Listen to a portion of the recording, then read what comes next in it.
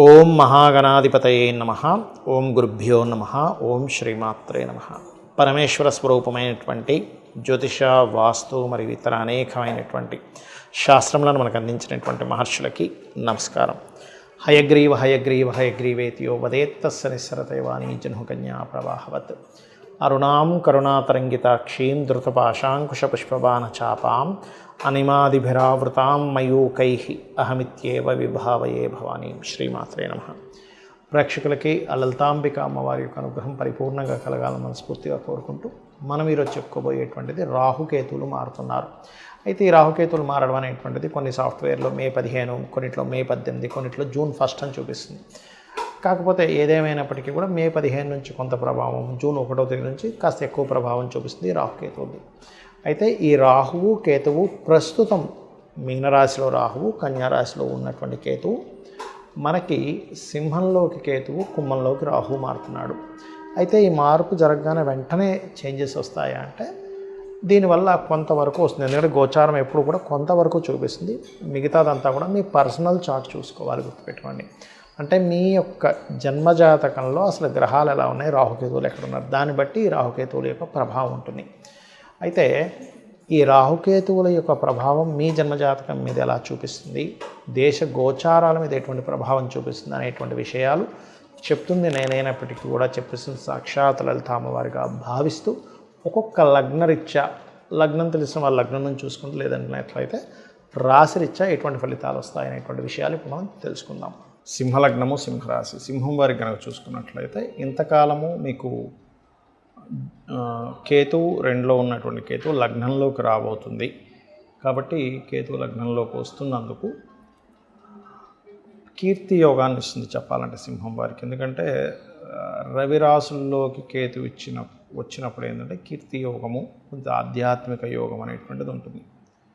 అయితే అక్కడ మీకు మీ పర్సనల్ చార్ట్లో సింహరాశి ఎలా ఉంది అనేటువంటి చాలా ముఖ్యం. సింహలగ్నం కానీ సింహరాశి కానీ అంటే అది ఎంత స్ట్రాంగ్గా ఉంది, ఎంత వీక్గా ఉంది అనేటువంటి కూడా చాలా ముఖ్యం. రాహుకేతులు ఎంటర్ అయినప్పుడు అది పర్టికులర్గా మీ పర్సనల్ చార్ట్లో కన్సిడర్ చేసుకోవాలి. అలాగే సప్తమ స్థానంలో, అష్టమంలో ఉండేటువంటి రాహువు ఇప్పుడు సప్తమంలోకి వస్తున్నాడు. ఎప్పుడైతే సప్తమ స్థానంలోకి వస్తున్నాడో ముఖ్యంగా ఇక్కడ ఇచ్చేటువంటి రిజల్ట్స్లో మీకు సప్తమం అనేటువంటిది రాహు వస్తున్నాడు. కాబట్టి ఎవరైనా వివాహ సంబంధాలు లేదా ఒక పార్ట్నర్షిప్లో ఒక బిజినెస్ చేసే పార్ట్నర్స్ సంబంధించినటువంటి విషయాలు, పర్టికులర్గా మీకు మీ జీవిత భాగస్వామిని ఎంపిక చేసుకునే విషయంలోని, విదేశీ సంబంధంగా లేదా ఆన్లైన్లో ఇవాళ రేపు చూడండి మ్యాట్రిమోనీ సైట్స్ ఉంటుంటాయి. మ్యాట్రిమోనీలో పరిచయమై మాకు వివాహం జరిగిందండి, లేకపోతే పలానా ఫ్రెండ్గా పరిచయమై పలానా పార్ట్నర్ అయ్యారని ఇట్లా చెప్తూ ఉంటాం. అటువంటి వాటి ద్వారా ఎక్కువగా వస్తుంది. అదేవిధంగా కొంతమందికి సేమ్ దీంట్లో కాకుండా కొంచెం వేరే క్యాస్ట్లోనే అవుతూ ఉంటుంది, వాళ్ళ జన్మజాతకంలో ఉంటుంది. ఇప్పుడు ఒకటే ఏంటంటే ఇక్కడ అవతల వాళ్ళు మంచి వాళ్ళు అయితే ఎవరైనా సరే అక్కడ ప్రాబ్లం ఉండదు. కాకపోతే ఏంటంటే ఇక్కడ సప్తమ స్థానంలో రాహు ఉన్నందుకు సేమ్ దాంట్లో కాకుండా వేరే దీంట్లో అవ్వడం, అలాగే విదేశీ సంబంధాలు సెట్ అవ్వడం, విదేశాల్లో ఉండేటువంటి వారితో పార్ట్నర్షిప్స్లోకి వెళ్ళడం, ఇటువంటివి అధికంగా చూపిస్తున్నాయి. అయితే లగ్నంలో కేతువు సంచారం సింహం వారికి జరుగుతున్నందుకు తెలియని వైరాగ్యము, ఏదో తెలియని ఆటంకం కూడా ఏర్పడుతూ ఉంటుంది. అందుకని మీరు వీలైనంత మటుకు దక్షిణామూర్తి యొక్క ఆరాధన మరియు అదేవిధంగా గణపతి యొక్క ఆరాధన ఎంత చేస్తే అన్ని విధాలా బాగుంటుంది. గతంలో ఆగిపోయినటువంటి కొంత స్ట్రక్ అయిపోయినటువంటి ధన సంబంధించినవి కాస్త ఇక్కడ రిలీజ్ అవ్వడానికి బాగుంటుంది. చాలామందికి ఈ రాహుకేతువుల యొక్క ప్రభావము వాళ్ళ జన్మజాతకంలో ఉంటుంది. కొంతమందికి సర్పదోషం రూపంలో, కొంతమందికి సంతానం రూపంలోని ఇబ్బంది ఇవ్వడానికి, మరియు కొంతమందికి వివాహ జీవితం మీద, వివాహం అయ్యే దాని మీద రాహుకేతుల ప్రభావం ఉన్నప్పుడు ఇబ్బంది పడుతుంటారు. దానికి ఏం చేయాలి? వివాహం మీద ప్రభావం ఉన్నప్పుడు అంటే మనకి మొట్టమొదటిగా మీ జన్మజాతకంలో రాహుకేతులు ఏ స్థానాల్లో ఉన్నారనేది డిటెక్ట్ చేయాలి. అంటే ఏమిటి? ముందుగా అసలు మీకు రాహు కేతు ఎక్కడున్నారు? లగ్నంలో ఉన్నారా, కుటుంబ స్థానంలో ఉన్నారా, మూడో స్థానంలో? అంటే లగ్నంలో ఉంటే మీకు లగ్నాన్ని పాడు చేస్తూ ఉంటాడు. కుటుంబ స్థానంలో ఉంటే కుటుంబపరంగా ఇబ్బందులు, ఆటంకాలు కేతు ఉంటే. రాహు ఉంటే ఏం కాదు, ధనపరంగా బాగుంటుంది. అదేవిధంగా మూడో స్థానంలో ఉంటే సిబ్లింగ్స్తో, 4వ స్థానంలో ఉంటే ప్రాపర్టీస్, 5వ స్థానంలో ఉంటే సంతానం, 6వ స్థానంలో ఉంటే అప్పుల వల్ల, 7వ స్థానంలో ఉంటే వివాహ సంబంధించిన విషయాలు, అష్టమంలో ఉంటే యాన్సిస్టర్స్ ప్రాపర్టీ, 9లో ఉంటే తండ్రితో దూరం అవడం, 10వ స్థానంలో ఉంటే కెరియర్ పరంగా, 11వ స్థానంలో ఉంటే బిజినెస్ పరంగా, 12లో ఉంటే విదేశాలు, వివాహ జీవితం మీద. అయితే ఈ స్థానంలో కేతు ఉన్నప్పుడు పర్టికులర్గా మీరు చేయాల్సింది ఏమిటంటే, మీరు ఈ సంబంధించిన ఇబ్బంది పడుతున్నాము, కేతు ఇక్కడ ఉన్నాడు అన్నప్పుడు మెయిన్గా గణపతి ఆరాధన ఎక్కువగా చేయాలి, గుర్తుపెట్టుకోండి. అలాగే రాహు పాడు చేస్తున్నాడు, అప్పుడు దుర్గా ఆరాధన ఎక్కువగా చేయాలి. రాహుకేతువుల దగ్గర దీపారాధన చేయడము, అది సర్పదోషంగా కనుక ఏర్పడినట్లయితే మీరు నాగప్రతిష్ఠ చేసుకోవడం మంచిది. ఇక రెండో విషయం ఏంటంటే, ఇక్కడ మీకు ఈ రాహుకేతువుల యొక్క ప్రభావం పూర్తిగా ఎక్కడా కూడా ఉండకుండా తగ్గాలంటే, ఒకటి సర్పదోషము, రెండవది రాహుకేతువుల దగ్గర దీపారాధనతో పాటు కాళహస్తికి వెళ్ళి అక్కడ రాహుకేతువు పూజతో పాటు అందరూ కేవలం రాహుకేతువుల గురించి ఆలోచిస్తారు, కానీ అక్కడ పరమేశ్వరుడి యొక్క అనుగ్రహంతో మనకి ఇబ్బందులు తగ్గుతాయనే విషయాన్ని గుర్తుపెట్టుకోవాలి.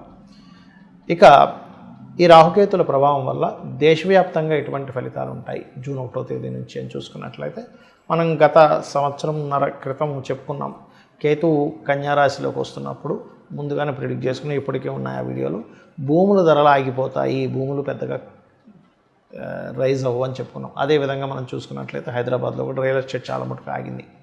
ఎప్పుడైతే కేతువు మారుతున్నాడో ఖచ్చితంగా ల్యాండ్స్కి సంబంధించిన విషయంలో చాలా చక్కటి ఫలితాలు, అంటే భూతత్వ రాశుల నుంచి కేతువు అయితే మారుతున్నాడో ఖచ్చితంగా భూములు చాలా చక్కగా కలిసి రావడం జరుగుతుంది. అంటే భూమి రేట్లు పెరుగుతాయి, భూ సంబంధించిన వివాదాలు ఎవరికైనా ఉంటే ఆ వివాదాలు తొలగుతాయి, ఇవన్నీ మనం చెప్పుకోవచ్చు. మరి కేతువు ఇక్కడ నుంచి సింహరాశిలోకి వెళ్తున్నాడు కదండి, అది ఏమిటి? సింహం అనేటువంటిది రాజకీయ నాయకుల్ని, రాజకీయ సంబంధించిన విషయాలని చెప్తూ ఉంటుంది, గవర్నమెంట్ని సూచిస్తూ ఉంటుంది. అందుకే ఏంటి, గవర్నమెంట్ కొన్ని కఠినమైన నిర్ణయాలు తీసుకోవడం, రాజకీయ పరంగా కొన్ని మార్పులు ఏర్పడడం, ఇవి ఖచ్చితంగా జరుగుతాయి. అంటే ఏమిటి, రాజకీయపరమైన మార్పులు, రాజకీయంలో ఉండేటువంటి వారు మార్పులు, సీఎం పిఎం రంగాల్లో ఉండేటువంటి వారికి కొన్ని సడన్గా మార్పులు, ఇట్లాంటివన్నీ కూడా ఇస్తూ ఉంటుంది. అదేవిధంగా రాహు మరి కుంభంలోకి వస్తున్నాడు కదా, అంటే ఆర్టిఫిషియల్ ఇంటెలిజెన్స్ బేస్ చేసుకొని, లేకపోతే రకరకాల సాఫ్ట్వేర్ రిలేటెడ్గా కొన్ని బిజినెస్లు పెరుగుతాయి దీనివల్ల. న్యాచురల్ 11th హౌస్లో ఉన్నప్పుడు బిజినెస్ని డెవలప్ చేస్తాడు రాహు సాఫ్ట్వేర్ రిలేటెడ్గా. ఈ పంచమంలో కేతు సింహరాశిలోకి రావడం వల్ల ఒక తారాస్థాయికి చేరుకుంటుంది. ఏమిటి బంగారం రేటు ఇలా ఉంటుంది అనుకునేది కాస్త ఒక దగ్గర బ్రేక్ పడుతుంది. అంటే ఈ రాహుకేతువుల యొక్క ప్రభావం వల్ల ఏమిటంటే, ఒకటి కేతువు కన్య నుంచి మారుతున్నందుకు భూముల రేట్లు కాస్త ఆగిపోయినటువంటి కొంచెం కదలడము, బంగారానికి సంబంధించిన విషయంలో ఎక్కడికో వెళ్ళిపోతుంది, అసలు మనం కొనగలమా లేదా అనేటువంటి భయాందోళనలో ఉన్నటువంటి మనకి కొంత బ్రేక్ పడుతుంది అక్కడ. అలాగే కొంచెం కుజుడితో కలిసినటువంటి కేతు అవడం వల్ల సైన్యం కొంత భూభాగాలను, ఇంతకుముందు మనకి పిఓకే అంటుంటాం, పాక్ ఆక్యుపైడ్ కాశ్మీర్ లాంటి దాన్ని మన సైన్యం కొంతవరకు దాన్ని ఆక్యుపై చేసి మళ్ళీ రిటర్న్ తెచ్చుకోవడానికి, అలాగే కొంత సైన్యం నష్టపోవడానికి, కొంత యుద్ధ సంబంధించినటువంటి అటాక్స్కి వాటికి వీటికి ప్రభావం అనేటువంటి చూపిస్తుంది. మనం ఆల్రెడీ ఒక 40 days బ్యాకే చెప్పుకున్నాం కుజుడు నీచంలో ఉండడం, ఇటువంటివి జరగడానికి ఎక్కువ ఆస్కారం ఉంటుంది. కాబట్టి మీ అందరికీ కూడా రాహుకేతువుల యొక్క ప్రభావం పూర్తిగా తగ్గాలి అంటే కనుక చండీ పారాయణం చేయడము, గణపతి యొక్క అష్టోత్తరం చదువుకోవడం, ఇవి చేయండి, అన్ని విధాలా బాగుంటుంది. శ్రీమాత్రే నమః.